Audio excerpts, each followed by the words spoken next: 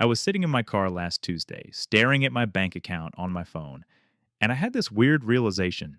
I wasn't checking how much money I had, I was checking how I felt about the number I saw. That's when it hit me. Wealth isn't really about the money, it's about the conversations you have with yourself when no one's listening, the questions you ask, the assumptions you make, the way you interpret what's happening around you. Most people think building wealth is about finding the right investment or the perfect side hustle, but the truth is, it starts way before that. It starts with the patterns running quietly in your head, shaping every financial decision you make without you even noticing. Here's what nobody tells you: the reason most people struggle with money isn't because they don't know what to do, it's because their internal dialogue is working against them. Think about it. You probably know you should save more. Investing matters. You've heard about compound interest 100 times. But knowing something and doing it are two completely different things. And the gap between them, that's where your thought patterns live.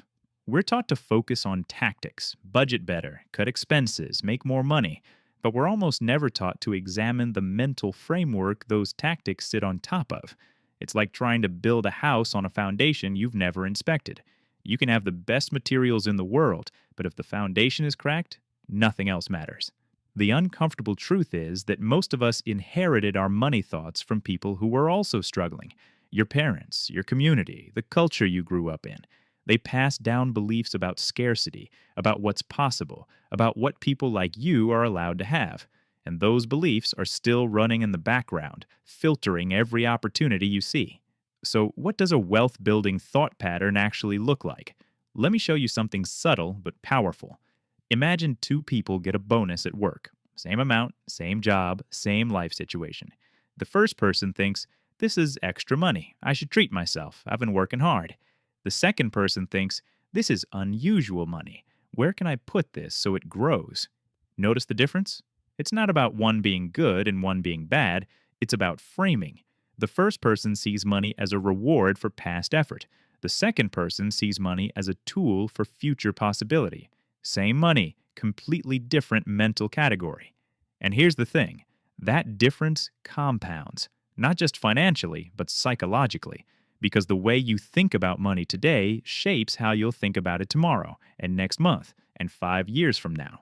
Wealthy people, and I don't just mean rich, I mean people who feel genuinely secure, they tend to have a few quiet thought patterns in common.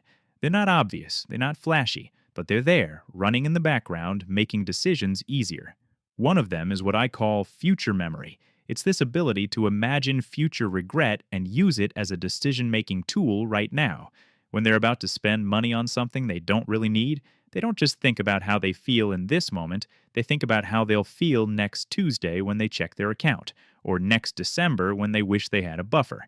That future feeling becomes real enough to change behavior today. Most people only think about present moment feelings. They feel stressed, so they buy something to feel better.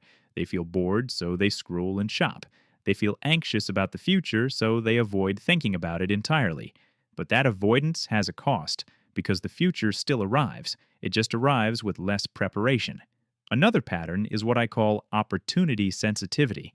It's the ability to see possibilities instead of obstacles.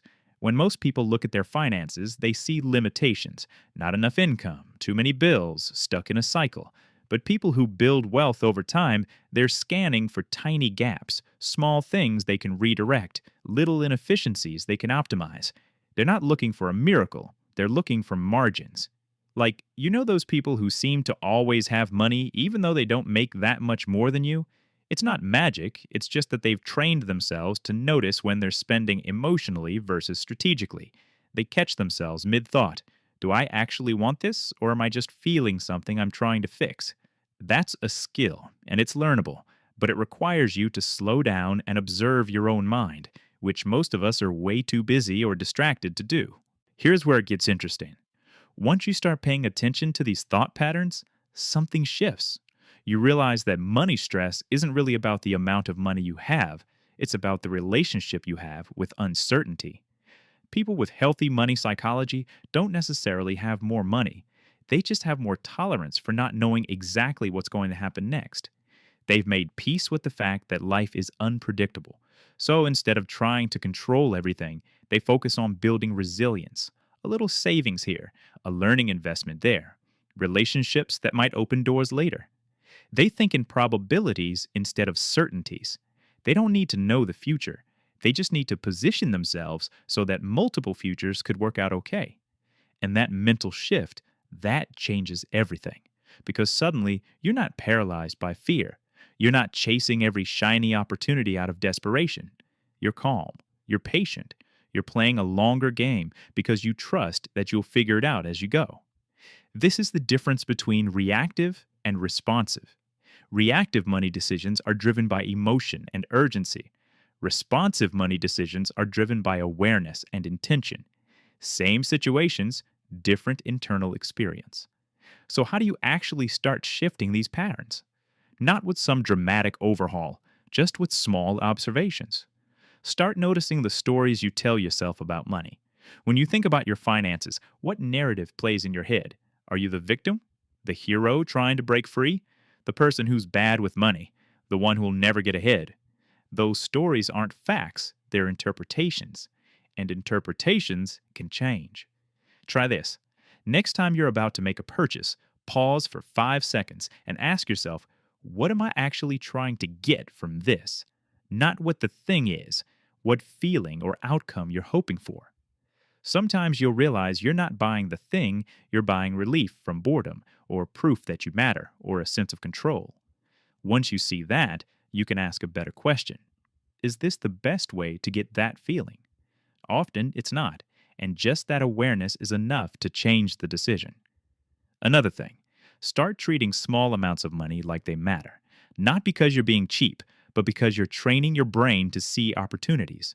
That $15 subscription you forgot about? It's not about the $15, it's about practicing the skill of noticing waste. That $50 you could redirect into savings? It's not about the $50, it's about proving to yourself that you have agency. Because here's the secret, your brain doesn't really understand big numbers, it understands patterns. So if you practice financial awareness with small amounts, your brain generalizes that skill to larger amounts later. Look, building wealth is a long game, and most of the game is played inside your own head in moments nobody sees. The way you talk to yourself, the questions you ask, the meanings you assign to wins and losses. You don't have to have it all figured out right now. You just have to be willing to examine the patterns you've been running on autopilot, because once you see them, you can change them. And once you change them, everything else starts to shift. The goal isn't perfection. It's not about becoming some hyper-optimized robot who never makes an emotional purchase. It's about building a healthier relationship with money, where you feel more in control, less anxious, and more capable of creating the kind of life you actually want. And that starts with one quiet thought at a time. One decision where you choose awareness over automation. One moment where you catch yourself repeating an old pattern and decide to try something different. That's how wealth builds, not dramatically, not overnight, but steadily, almost invisibly, through thousands of small thoughts that compound into a completely different life. You've got this. Just start paying attention.